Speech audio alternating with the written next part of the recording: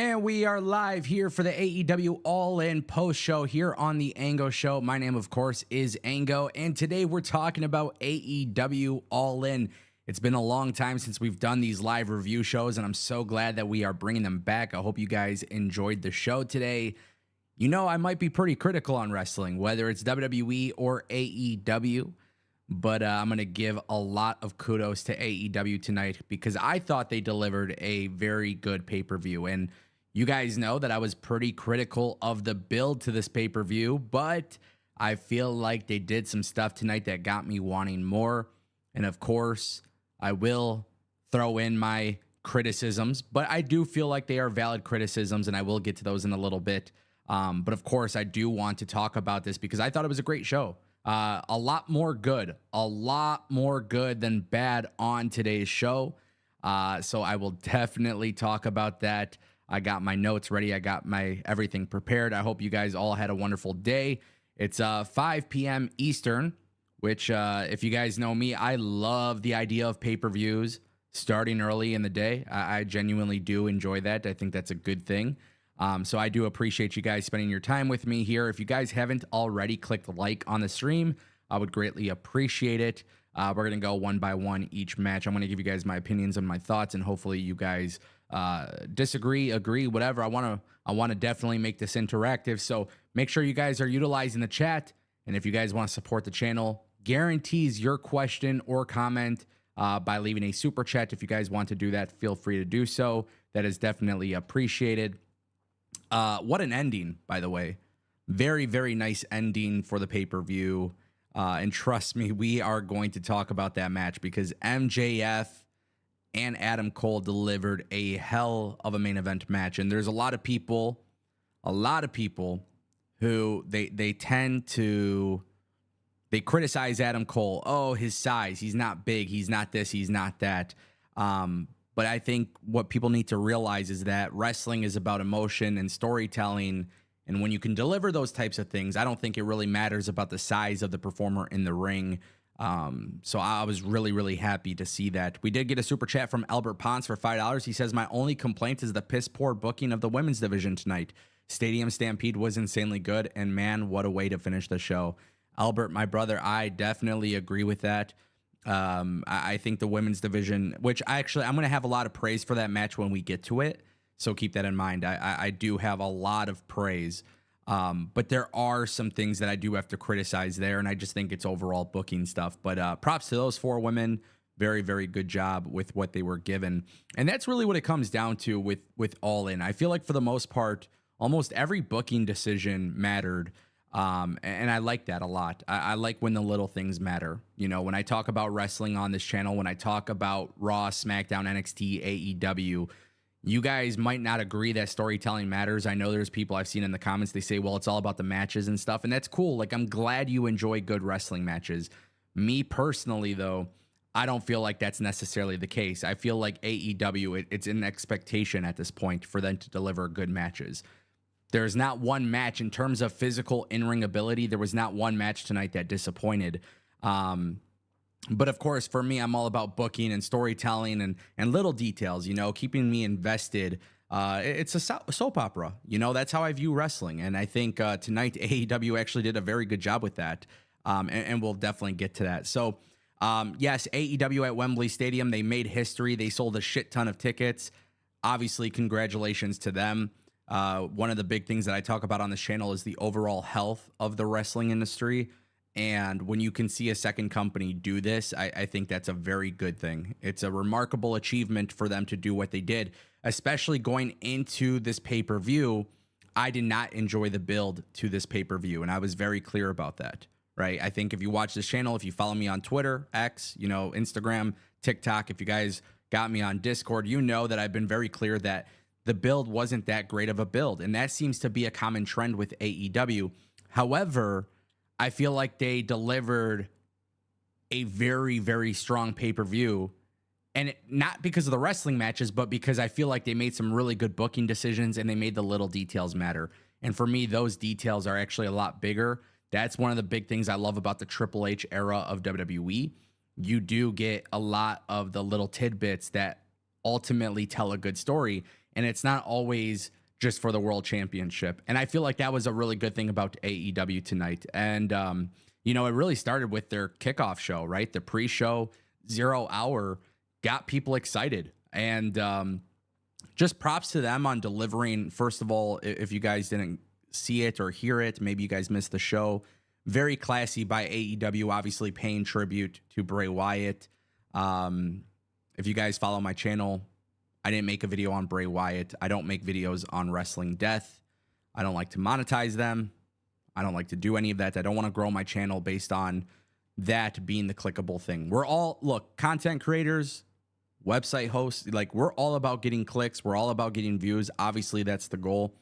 I personally just won't do it when it comes to death. And, you know, now that I'm live and obviously it's been a couple days, I was able to see what AEW did tonight, and there was a little bit of a really, it was actually really beautiful the way they kicked it off with Renee Paquette, basically reading the post from Bray Wyatt, and they showed their respects to him. So I thought that was a really beautiful thing. That was a really good way, just very classy by AEW. It actually got me pretty excited to watch AEW tonight when I seen that they took it serious. And the pre-show, man, the panel was great. Paul White, big show, right? Anthony Ogogo, Kip Sabian, Renee Paquette. I don't know what you guys thought about that. Me personally, I actually really enjoyed the panel. I really enjoyed the kickoff show. We'll get a little bit later because there is another Bray Wyatt tribute in the night, which I thought was beautiful. But the overall consensus was that kickoff shows are great.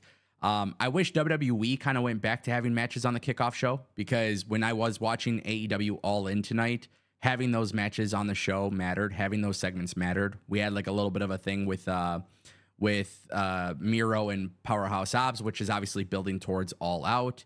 So I thought that was really cool. Obviously, we had the ROH Tag Team Championship match. I don't want to speak too much on the pre-show stuff, but that was really cool. Adam Cole and MJF won, which without that win, the main event would be nothing.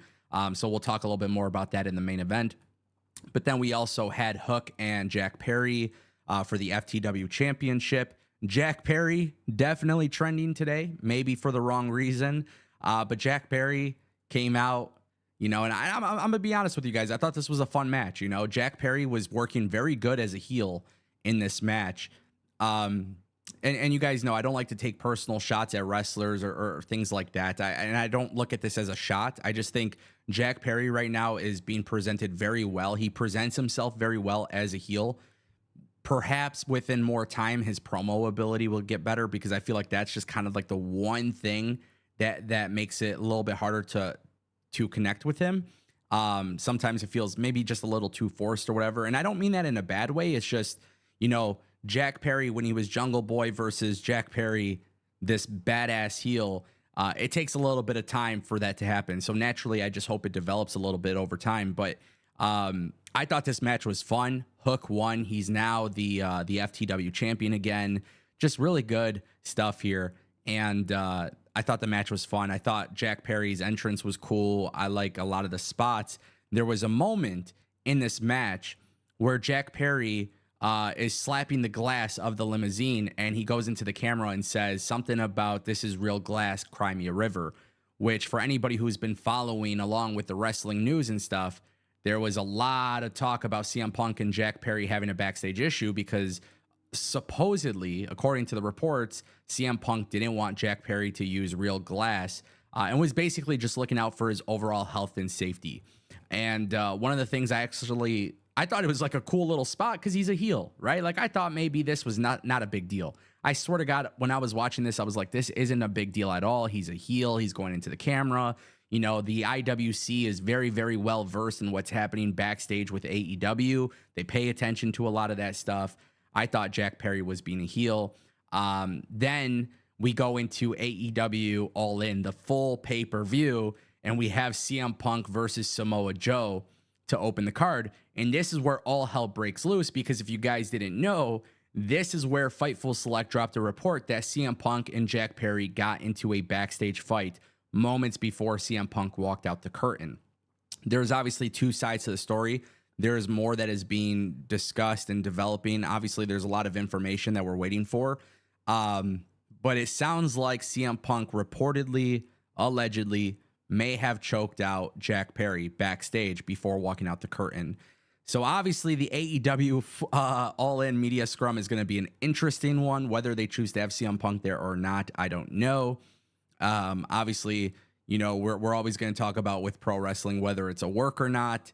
This could be one of those situations where it may not be a work. It may be a work. I don't know. But I just thought it was absolutely funny. I think Jack Perry was just being a heel, and whatever happened backstage, obviously the only people that know were the people backstage. So I'm not going to pick sides on something like this. I know a lot of wrestling fans want to pick sides. They're trying to create this narrative that CM Punk is a villain. If he choked out Jack Perry, perhaps there's a reason as to why.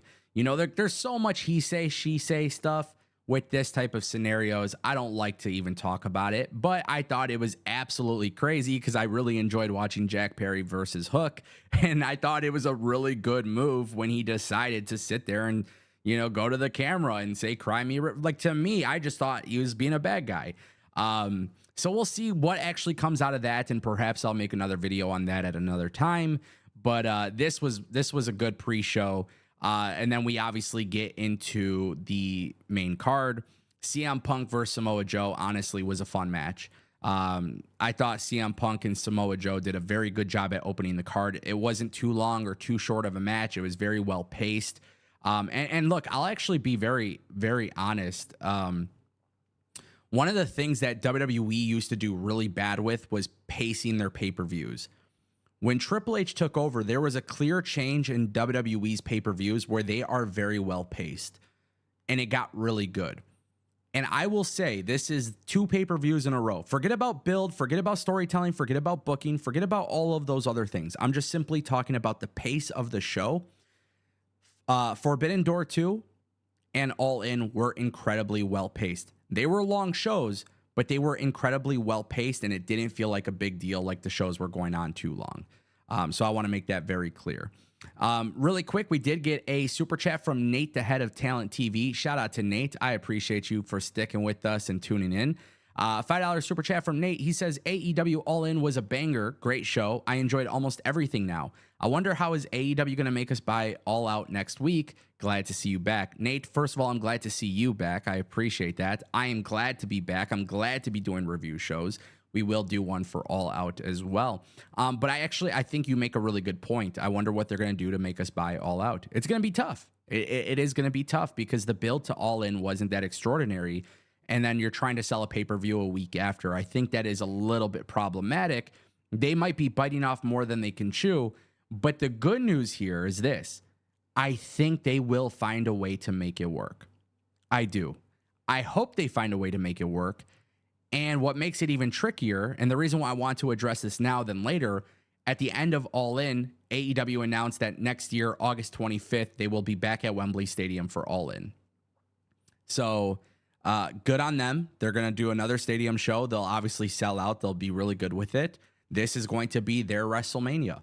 I don't have an issue with that. But at the same time, too, I do think they got to do something very special in a very, very short period of time to get people interested in All Out. We'll see how they go about it. I obviously don't know.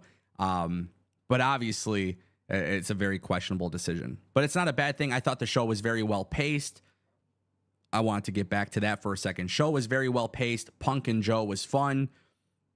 I looked at that as a big win for AEW tonight because if they could just really build storylines going into every pay-per-view and not 2, 3, 4 week notice, man. Give us some content to really dive into that pay-per-view. I think a lot of people will be invested. Tonight, we saw CM Punk defeat Samoa Joe, and he retained the real world championship. That's a weird thing that I see a lot of people criticizing. I understand. I think a lot of the criticism, by the way, for the real world championship, I think it does feel valid. But at the same time, too, I think it's another piece to the story. There's layers involved with this. And if you remember the history of Punk and MJF, I think it makes a lot of sense for them to eventually have a unification match. I understand the criticism for it, but CM Punk retaining against Samoa Joe worked for me. And the way that he did it, a lot of the OGs will appreciate it. CM Punk won with the Pepsi plunge. And obviously there is a very, very, very nice, deeply rooted history between CM Punk and Samoa Joe. They have obviously been telling a story on Collision. I thought that was actually really good. Shout out to Cam for subscribing to the channel. Appreciate it. Yeah, the Pepsi plunge was a great way to finish the match. Shout out to Derek for subscribing as well. Appreciate it. The next match that we get is Kenny Omega, the 6-man tag match. It's Kenny Omega, Kota Ibushi, Hangman Page versus Bullet Club Gold. And look, I'm gonna be real honest with you guys. Like, this to me was a very interesting match. I liked the match, by the way. Let me be clear. Let me preface this, right? I liked this match. Now, on X, everybody was tweeting about how this match and the way that it finished felt like a match for television, not for All In. 100% agree, 100% understand. I understand why people are saying that, and I agree with it fully. However, we got to talk about the circumstance and how we got this match. This match didn't really have this massive build, okay? This match didn't have a massive build whatsoever. They utilized Kenny Omega in a 6-man match at Wembley Stadium. For the love of God, next year at Wembley Stadium, please do not do that. The one thing I will not agree with, though, is people saying that this was a bad finish. For those who don't know what I'm talking about, Takeshita rolled up Kenny Omega to win the match. First and foremost, shout out to Mikey Ruckus. Very fun fact. If you guys didn't know this, Mikey Ruckus makes the music for AEW. He made Takeshita's theme song, his entrance theme song, literally minutes before the match, okay? He comes out very, very, very, very, very dark, ominous entrance with Don Callis. He is killing it as a heel. And I actually loved the finish to this match. I know that people are saying I know a lot of people are saying that this match was like a TV finish, but I'm telling you guys that Takeshita pinning Kenny Omega in the way that they did it, it went absolutely the right way. The crowd was quiet. The crowd was not, they were stunned. But that's a heel, and you are developing a story. Now, let me be very clear. I like the finish. I thought the match was good. I'm glad that the crowd reacted the way that they did, because obviously Kenny versus Takeshita should be a singles match. We're probably going to get that at All Out. That's my guess, right? And I'm okay with that. Now, in a perfect world, let me be like very, very clear on here. In a perfect world, what I would have done is build a singles match between Kenny and Takeshita to be at All In. That's what I would have done. For All In, I would have preferred that they had a singles match. I wish for the last 6 months they were telling the story of them going one-on-one for All In, because I feel like that's how good both of those guys are. I'm not mad about the 6-man tag match. I'm not mad about the finish, but I would have much preferred Kenny versus Takeshita solo, single, one-on-one match. I feel like those two guys ooze main event potential. I feel like that could be that massive. But personally speaking, I absolutely love heel Takeshita. I absolutely love what they did with that finish. I really do. And there's more to be desired. The thing is, I looked at All In as like kind of like a WrestleMania where you have payoffs for a story. And instead of getting payoff, it seems like now they are developing this to go further. It's not ideal for me, but hey, there is something there to keep me invested, so I will give them that. So again, I'm not even mad about the match. I'm not mad about the finish. I love the finish. I thought that was great. And obviously, we'll talk a little bit more about that at All Out, because I'm expecting Kenny versus Takeshita at All Out. And if they don't do that, I think that would be a big blow. Jay Henry, shout out to you for the $4.99 super chat. I love your super chat, but I do want to address this when I talk about the match. For those who don't know, Jay Henry just left a $5 super chat essentially for the women's match. We're gonna get there. I promise you, I'll read your super chat. Thank you, brother. I will not forget. I promise you. The next match that we got was FTR versus Young Bucks. The FTR retain. And this was cool, man. This was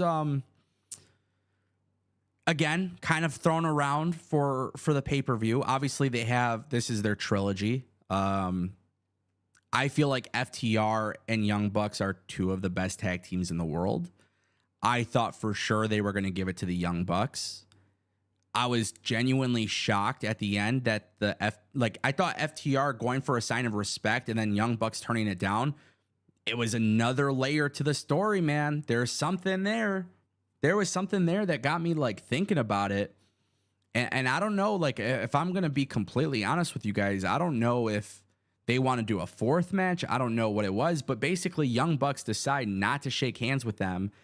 I want to see a full-fledged heel turn for these guys. But I thought this was a fun match. I know some people didn't care for it as much. I seen a lot of people that were kind of iffy on it. I thought it was fun. I thought there were some great moments. I thought it was really cool. Cash Wheeler going for a springboard 450 splash. You got to remember they don't bust these out on the regular. So I like that these small little details matter. There's like an in-ring psychology that these guys just understand.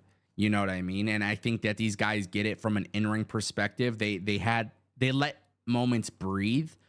I thought they did a really good job in letting things like really get soaked in.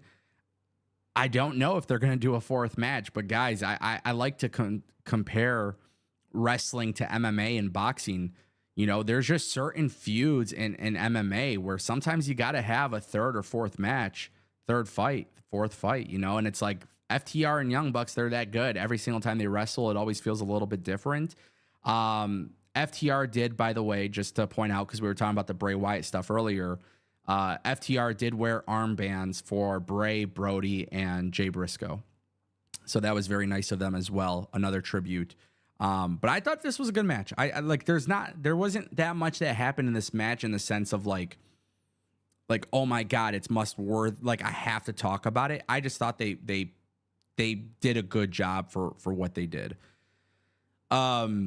So we'll move on. The next match was one of my favorites in AEW history until we got to the main event, by the way.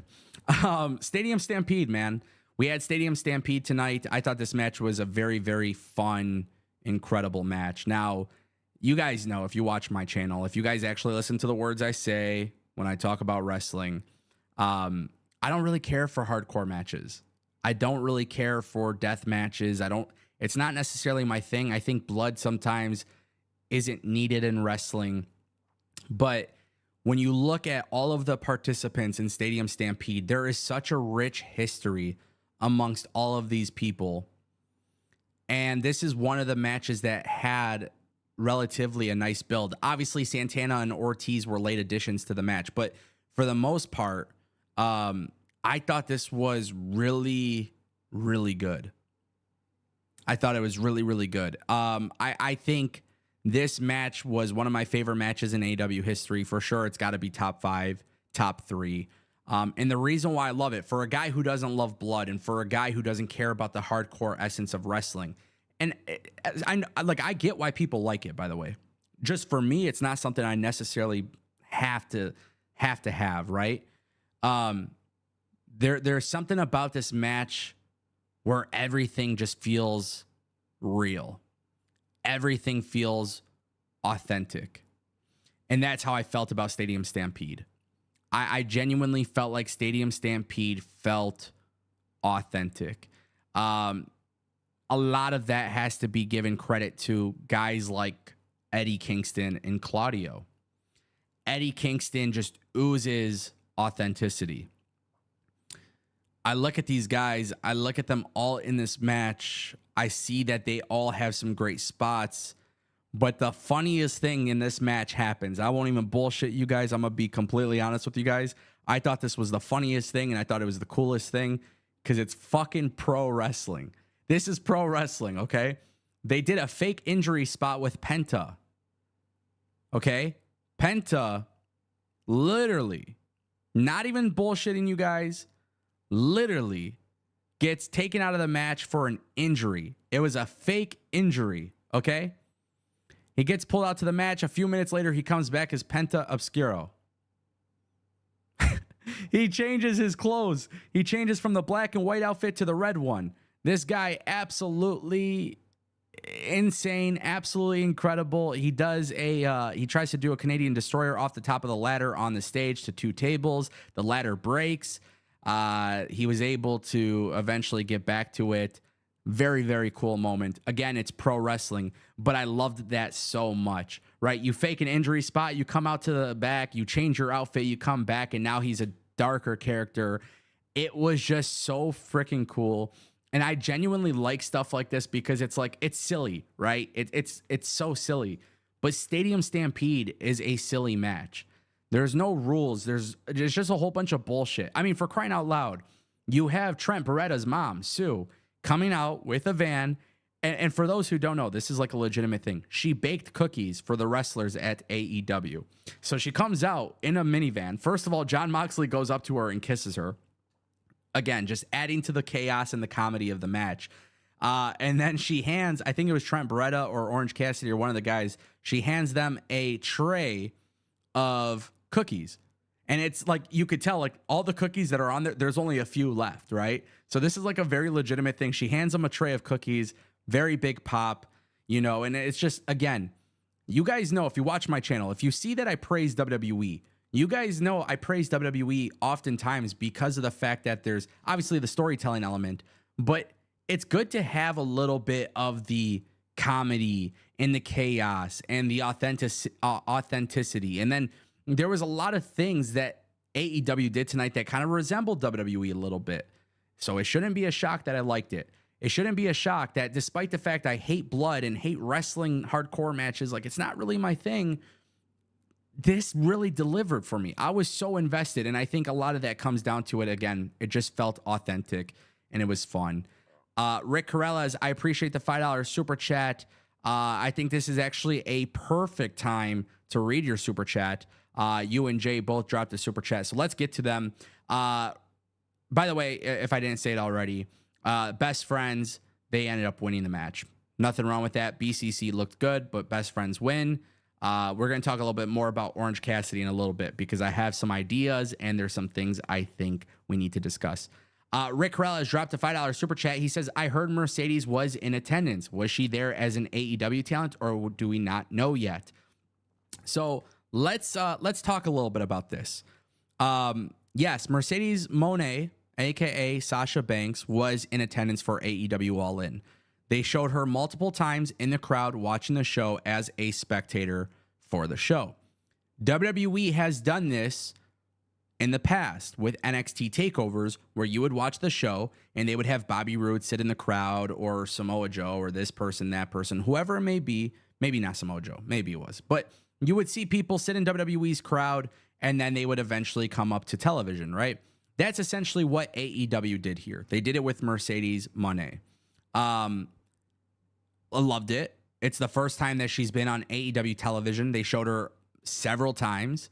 They mentioned who she is. You know, they definitely acknowledged her. It was not, I mean, she had her own little lower third graphic acknowledging who she was. Now, let's be very clear. There was talks at one point of Mercedes coming to AEW. Then Mercedes got injured. I don't know if Mercedes is cleared yet, okay? And I don't want to speak too much on her being injured or anything like that because I don't like to speculate on somebody's health. I don't think that's really good. I don't think that's fair. She looked healthy. Obviously, we don't know if she is ready to return, which is why this was a little bit interesting because we had a 4-way women's match that I thought delivered very well, okay? I'm going to be real honest with you guys. I thought this match delivered in a very big way with the wrong outcome. Okay? So the thing is, when we're watching this women's match, I think the match is delivering a good match. A fatal 4-way, you got Sheeta. Everybody's looking like a big deal. They got the good entrances. A lot of good things came from this match. The reason why I didn't like the outcome of Saraya winning the title is because I feel like it didn't do anything for Hikaru Shida to win the title in the first place. And there's a very big reason for this. So if you guys watch this match, basically Toni Storm ends up accidentally hitting Saraya's mom. Now this is causing friction between her and Saraya in the match. Then at this point, you're starting to see them kind of compete against each other in this fatal 4-way match. It actually got to a point where Ruby Soho had to come in and that it became like this outburst of the outcast basically being done, right? Like it's just they're probably splitting, right? And I like this. I like these storytelling elements. I don't think they needed to have Hikaru Shida drop the belt in order for Saraya to win, right? Like Hikaru Shida gets this nice entrance. She comes out with this great gear. She looks like a massive star, and it looked really dope. And I thought this match was good. All four of them were killing it. I don't feel like Hikaru Shida ever needed the belt to get into this match to begin with. Because if Toni Storm and Saraya are splitting, if they're doing all of this, like, why did Toni Storm need to drop the belt in the first place if they were going to split no matter what? I just think it was one of those things where they didn't need to make Hikaru Shida a transitional champion. I really don't think so. And I think that kind of sucks because this match was good. I wouldn't even have been upset with Saraya winning the belt. I just felt like it was definitely a questionable choice when considering that you could have protected Shida in the first place. That's just me personally. I think she was great. I think she should have had a better reign as a champion, but they only did it so they can have Saraya take the belt. But she was splitting off from Toni Storm in the beginning, in the first place, right? So to me, I just wish they would have done it a little bit differently. But props to the four women who went out there, because I feel like in the amount of time that they had, they actually delivered a fun match, and they all felt like a big deal. They all had nice entrances. At this point, the stadium too was getting pretty dark, so the lighting and everything it felt really good. It felt like a really good match to watch. I just personally disagreed with the idea of Shida dropping the belt to Saraya. You could have had Toni drop the belt to Saraya and still book this match the way it was booked, and it would have been completely fine. But I do want to turn our attention to Jay's super chat. Jay Henry dropped a super chat. He says, justice for Shida. She beats Toni, gets a 23-day reign with fans after being champ during the pandemic, which they hyped. Yet Saraya pins Toni. I'm hoping that what I just said basically explains why. I think I offered some valid points as to why I didn't care for that. You know what I mean? You want to give the belt to Saraya, that is completely fine, right? But to do it at the cost of Shida, I just think that's like a WWE move to me. I do. I find that to be more of like a WWE move. I think WWE is much more of the company where you have an emerging star, and instead of giving a chance to that emerging star to really become something, what you end up doing is hurting that person to have the more experienced veteran. And I just felt like that was a mishandling of the women's division. And so when you see Mercedes Moné, right, and it kind of goes back to what we were talking about with Mercedes, they're showing Mercedes in the crowd the entire time. They're acknowledging her. They're talking about her. They were celebrating her. They were celebrating her as a big deal. So when you think about it this way, seriously think about this. You have Mercedes being highlighted. Saraya and Mercedes were the original plans before Mercedes got injured. You didn't have any interaction between the two. And I feel like that right there is a little problematic. I don't think Saraya is going to be holding the championship long. I think they'll give her a couple months of a reign. But genuinely, I just hope they have something planned here. I'm guessing if Mercedes is being cleared, they're going to do something. I think it is more likely that we see Mercedes show up at All Out if she is cleared. I think that would be the case. And that's cool, I guess. I just feel like despite that being cool, I just feel like all of this impacts Shida. Shida shouldn't have won the belt. What did you guys think about that, by the way? And again, thank you, Rick and Jay, for your super chats. Appreciate it. If you guys want to drop a super chat, feel free to do so. It guarantees your question or comment is read on the screen. It's definitely appreciated. I want to turn our attention to the next match. Our next match was the coffin match. Guys, I really can't tell you how much I loved Swerve Strickland's entrance tonight. Swerve's attire, his entrance, it just felt like a big deal. Darby and Sting win. You get a nice little video package before they come out. We got Joker Sting. For those who don't get it, there's a lot of people apparently who don't get it. I seen it on social media. They don't understand. They think it's a ripoff. I mean, yes, it is a ripoff. TNA, Impact Wrestling's always had a very strong presence in the UK. Sting being Joker Sting in TNA was arguably one of the best things ever in Sting's career. I think, obviously, you could look at the late 90s and look at Sting and be like, okay, he's iconic, right? But I feel like for me, watching Sting not go to WWF, WWE, go to TNA, eventually become Joker Sting, I felt like that was cool, me personally. So I was glad to see nice little touch on that for tonight's pay-per-view. The coffin match was awesome, honestly. This was one of the matches that I was pretty happy about going into the pay-per-view because I feel like it had a pretty strong build. Obviously, on Collision, there's been some stuff brewing between Christian and Darby anyways. Not having AR Fox in the match, I feel like, is a little bit disappointing. But I understand why AEW did it, so I'm not going to criticize it too much, honestly. But I get it. Like, I genuinely understood why they did that. I didn't think there was anything wrong with this match or booking. They had Darby Allin and basically they had Darby Allin, Luchasaurus, Sting, Christian, Swerve, Nick Wayne. You got all these guys involved in the match. A lot of great spots. Sting is like 60-something years old. Hopefully I'm not aging him too much. But good golly gosh, Sting could still go. He's absolutely killing it in that regard. He delivers. And the thing about Sting is he's such a great character and he's such a great speaker and he's got a great aura. He's got a great presence. He's a legend in the business. He doesn't have to be doing this.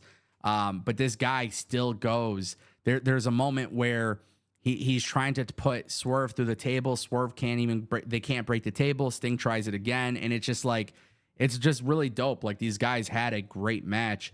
And like I said, there's really nothing bad to say about this match. I think, and to criticize WWE a little bit, ideally for Wembley, I would have much rather preferred Sting versus Darby, but it doesn't look like Sting is retiring. Maybe next year at Wembley, he would retire. I don't know. But I would have much rather preferred like a retirement match, right? But if Sting could still go, like, I'm with it. I'm okay with it. Sting and Darby at Wembley Stadium in front of 80-something thousand fans. And by the way, I liked his stuff at WWE, but WWE didn't respect Sting the same way AEW respects Sting. And you could kind of tell with the way Sting was performing tonight, you could just tell, like, this guy loves what he's doing. You could tell he's having a good time. And he doesn't have to. He doesn't have to wrestle.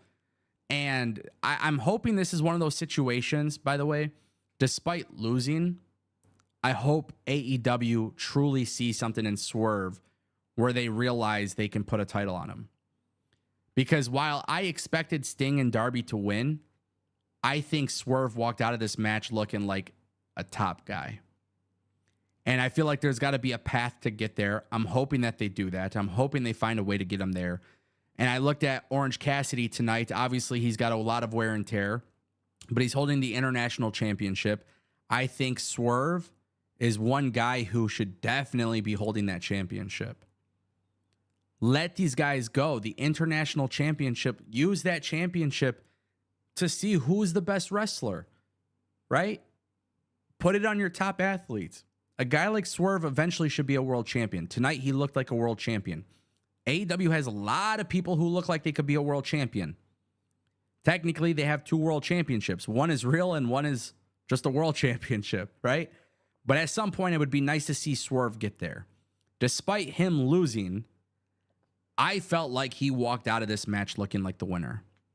So if I was AEW, if I was Tony Khan, I would actually genuinely have Orange Cassidy drop the belt to Swerve. And then what's cool is when you eventually want Swerve to drop the belt, you can give it to Nick Wayne. You can give it to AR Fox, right? AR Fox got fired. There could be something there. You could even give it to Keith Lee. You can give it to a plethora of people. So the good news is there is a lot that could be done with Swerve winning that belt. And despite him losing this tag team match, I thought he did a phenomenal job. I felt like the presentation was on par. And of course, I haven't talked about Christian because there's really not much to say. Just like Sting, he is perfect in his role. He's doing a phenomenal job in his role. He was a late addition to the match. This match, having that change with AR Fox, it's one of those things where Christian being added was not something I favored, but they delivered something good. I think there's more that can come from this, and I give them a lot of props. But ultimately, I enjoyed the coffin match a lot. I really did. I thought it was great. And Darby Allin is still a crazy guy. I don't know why the hell he wants to put his body through all that shit, but he does, and he does it a really good job. And that guy is truly dedicated to this, so shout out to him. The next match that we get is Will Ospreay and Chris Jericho. A lot of people are 50-50 on this. Personally speaking, I thought it was fine. This actually felt like more of a main event match, to be honest. With Jericho's entrance, with Will Ospreay's entrance, the lighting, everything just felt like main event worthy. There was a couple of moments where I feel like this match didn't deliver that well in terms of like, there was like some botches and stuff, right? There were some things that just, shit happens, bro. I can't get mad at that. You guys never see me get mad about those things. Why? Because I'm not a wrestler. Shit happens. I don't think it really ruined anything. I don't think it like, it didn't bother me. I know for some people they were bothered by it, but me personally, that didn't seem to be an issue. This match was a very last minute build. I wasn't too thrilled about the build for this match, but I thought they delivered. And again, I like the little things. I like the little details. I like being pushed in the direction of being invested into like these little storylines and tidbits and stuff. They did something really good here. Will Ospreay pins Chris Jericho. Then Chris Jericho is being consoled by Sammy Guevara. Chris Jericho pushes him off. And Chris Jericho has already lost the Inner Circle. He lost Jericho Appreciation Society. And the one guy who constantly sticks with him is Sammy Guevara. So for as bad as the build was to this match, it was so rushed. I love the fact that they ended this match with that little moment. Because now, Sammy Guevara could have turned his back on Chris Jericho at any point in time. He didn't. So the good news is the fact that he didn't turn on Chris Jericho and now Chris Jericho's ego is getting to the best of himself. That right there is a reason why Sammy Guevara, 1000% Sammy Guevara should turn on Chris Jericho. And I don't know how much longer Chris Jericho has. I don't want to be speculating in fantasy booking people's, retirements and stuff like that. But because they have that storied history in AEW, if Chris Jericho does want to call it a career from an in-ring perspective, I would have zero issue with him passing the torch to Sammy Guevara. I really would have zero issue with that whatsoever. I would actually be okay with that. Again, for me, little things matter. For some people, they might have just been like, oh, cool match, whatever. No, I don't care if it's a cool match, bad match, botches, this, that, whatever. Yes, good matches are cool. But for me, I get invested personally by the tidbits, the little storyline nudges, and the little things that they're doing to progress a story. They took one bad thing, which was Ospreay and Chris Jericho had a very late build. But at least at the end of it, Will Ospreay walked out the winner looking like a big star. If he's not signed by AEW in 6 months when his contract is expired, I feel like that's a big loss on AEW because tonight he showed me he could also be a world championship guy in AEW. So all three of those things, right, are applied. But also I think Sammy Guevara, despite not being in the match, it was nice to see that he got that little moment because even the camera shot of him sitting on the ring while Chris Jericho is walking away, it just looks like there's more to come. Guys, why do I talk about storytelling being so important to me? I don't want to watch a TV show where I don't feel like I'm emotionally invested in. So that's why I'm like super happy about this because I'm like, frick. If they want, they could do Will Ospreay and Sammy Guevara. Right? They could do it. Chris Jericho could cost Sammy Guevara. Like there's little things that they can do. Sammy Guevara has not had it easy in AEW. He's tried little different things. He's tried, they tried turning him heel, babyface. They tried doing some stuff. But this could be the thing that gets him on track. I think he's a very talented person in ring. I would love to see them do a little bit more. And I think they're going to based on what we saw tonight. So props to AEW for doing that. I thought that was really cool. Here comes the money. Albert Pons dropping a $5 super chat. He says, while I hate seeing HOB lose the titles, I view them like BCC. Titles are secondary to their mission, and Acclaimed are still over. It's a good call. Well, Albert, we're going to talk about this. House of Black versus the Acclaimed. I do agree, and I disagree, but I do agree that I hate seeing House of Black lose the titles. I don't think House of Black needs titles. This was a fun match. The Acclaimed won the trios titles. The problem is not actually the outcome, and the problem is not even the match itself. It was a fun match, great moments, but I feel like the Acclaimed didn't really have a lot of momentum going into this match, where I feel like House of Black has had a lot of momentum, especially on Collision, and especially just in like since, you know, they came back and stuff. That's where it bothers me, I think, a little bit. It's like, I know they don't need the titles, but it's not like the Acclaimed had this massive momentum going into this match where it was like worthy of putting the titles on them. You can call me crazy. You could say I'm nitpicking, but ultimately, like, it was a fun match. It was good stuff. They had some great moments. They might even be teasing some dissension between Malachi Black and Brody King. I think there was a lot of significance of Brody King accidentally hitting Malachi Black. Genuinely, I feel like this was whatever, you know? I feel like the attention was more on House of Black than the Acclaimed. And because there was more attention on House of Black than the Acclaimed, it just kind of seemed weird to give them the belts. Great moment, 80,000 people scissoring each other. I mean, it doesn't get much better than that. The crowd loves the Acclaimed. I do want to take a second to say, because we were talking about the Bray Wyatt stuff earlier, House of Black came out, their entrance was a tribute to Bray Wyatt.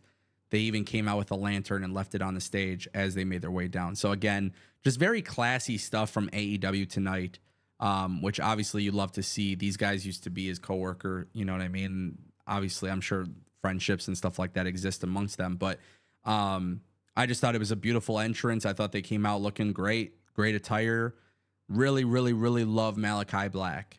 You know, I really do. I think Malachi Black and Buddy Murphy, they're all great. And, you know, we were talking about Orange Cassidy earlier. We were talking about Swerve. I look at Malachi Black as somebody who needs a singles title. Part of me wants to see him go on a singles run, because I look at Malachi Black as somebody who could potentially be a world champion in AEW.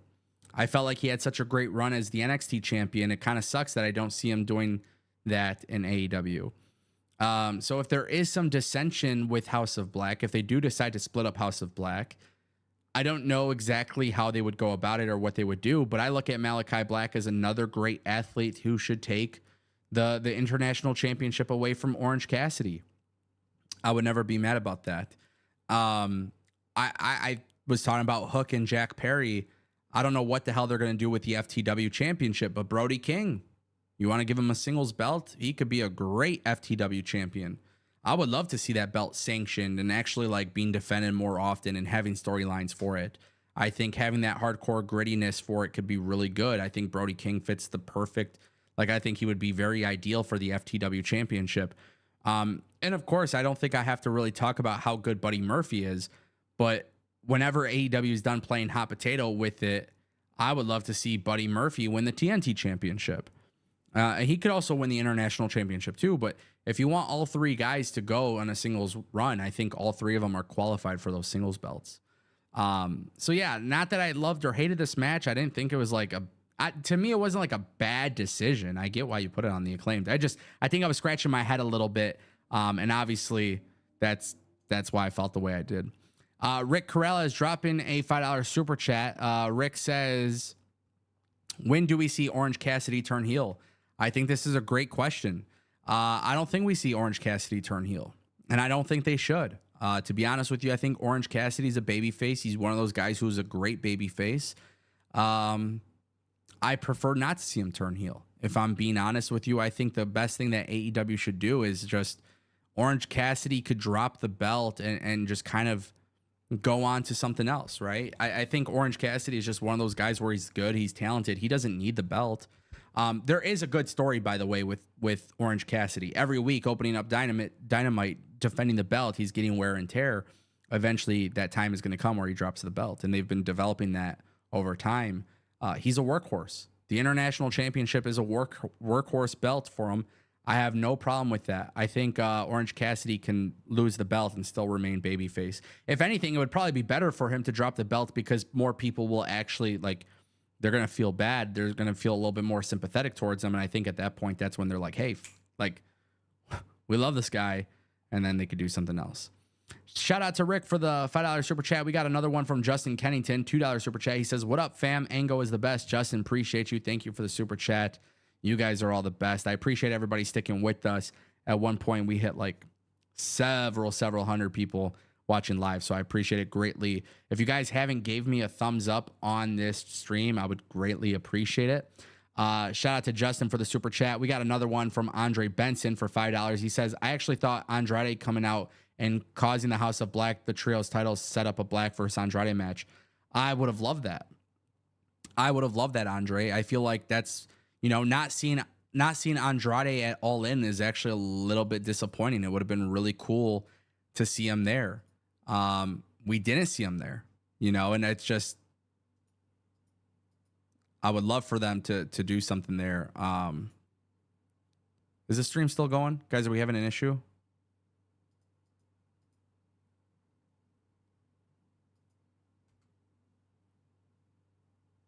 I just want to make sure the stream is still going.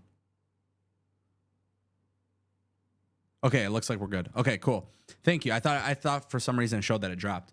But yeah, I would have loved to see Andrade involved. I feel like he's been doing a really, really good job on Collision. I feel like he deserves to be on TV. That would have been a great thing personally. Shout out to Andre, Justin, and Rick all for dropping super chats. We got another one from Jay Henry for $1.99. He says, if you don't have OC in Worker of the Year convo, you're a hater. He's doing great. He's honestly doing really good. I think he's been phenomenal. The thing I hate about those awards is whenever somebody talks about Wrestler of the Year or Worker of the Year or something like that, I feel like a lot of these people are so talented, and it's hard to pick one. But I think Orange Cassidy has been really, really good. And the cool thing is there's definitely been like a storytelling element that's been applied to him. So definitely agree with that. But at some point, he's got to drop that belt. How would I have him drop that belt? I'll look at Malachi Black, Swerve Strickland, both who could benefit greatly from being a singles champion. So I would definitely go in that direction. And then we get to the main event. Guys, we get MJF versus Adam Cole. I'm going to be completely honest with you guys. I get a lot of hate on X, on Twitter. I get a lot of hate on social media or YouTube whenever I talk about storytelling and why it matters.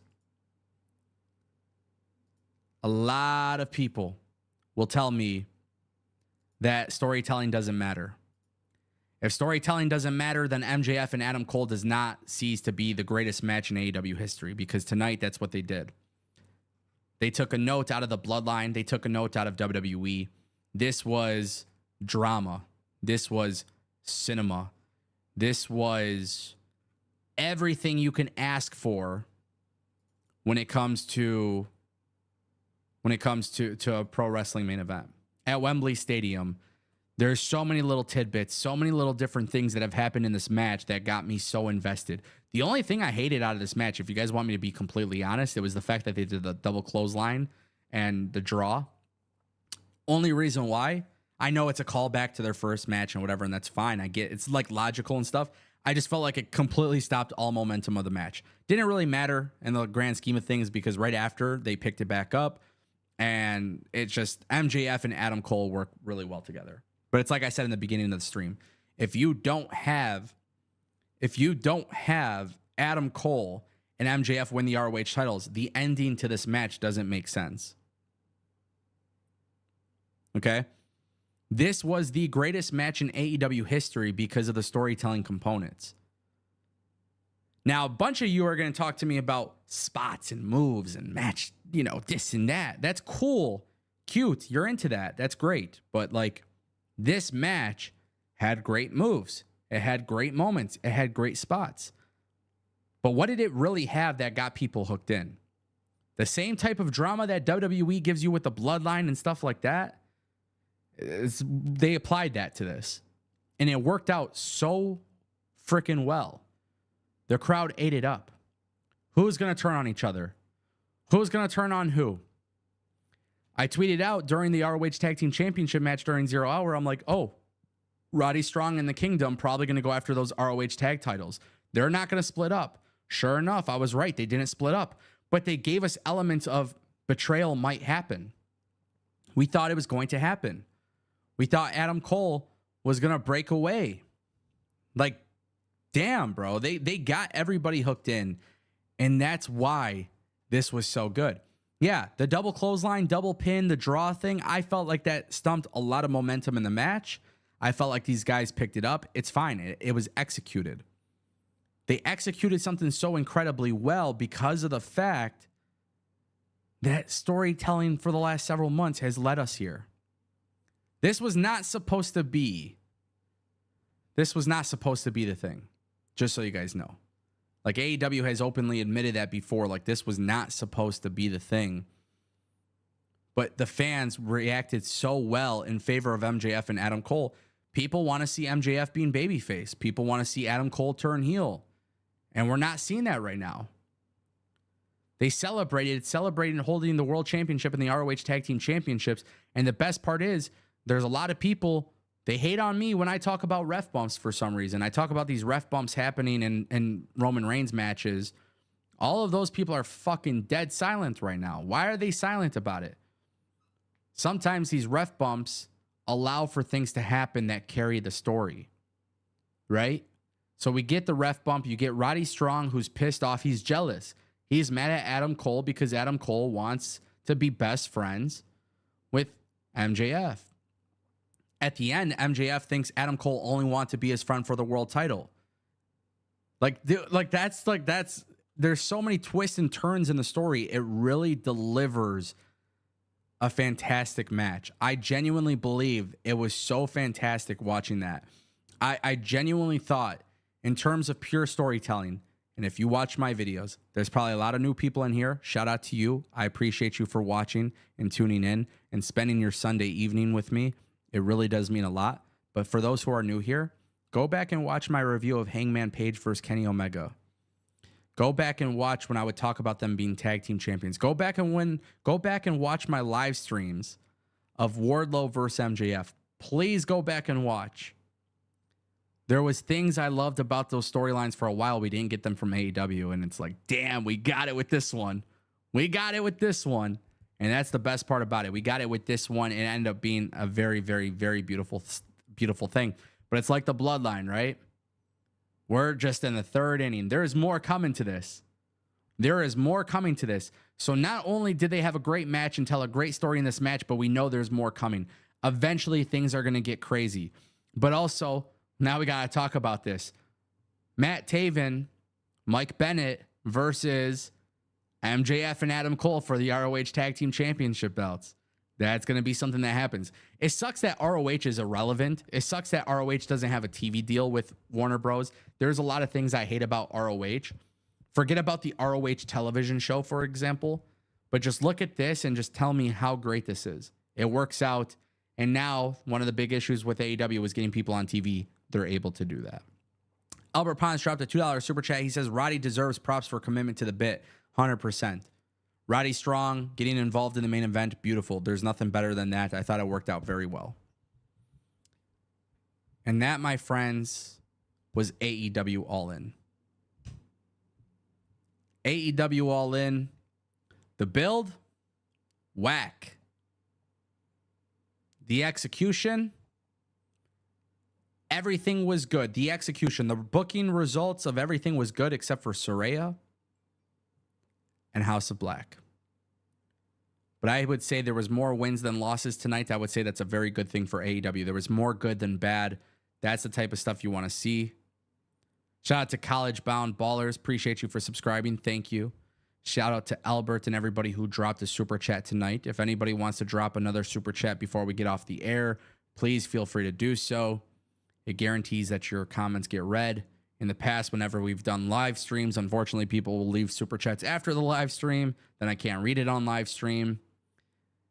And I will, in fact, be back for more wrestling shows. We'll be bringing back these live reviews, and it's going to be really good. So I hope it becomes a major staple of this channel that is only possible with you guys coming and watching. And if you guys are down for that, I'll be down to do them. With that being said, I think we are going to call it a night. Obviously, a long day. I know some of you guys want to watch the media scrum. But with that being said, my friends, that was AEW All In. This is the Ango Show. I appreciate you all for watching. And I'll see you next time.